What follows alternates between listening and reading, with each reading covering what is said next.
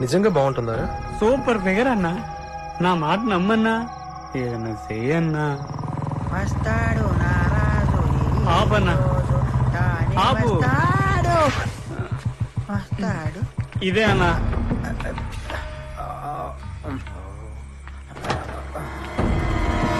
అబ్బో.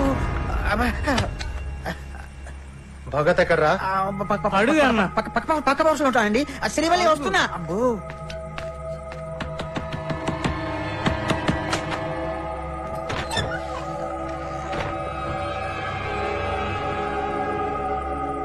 భగత్ నేనే.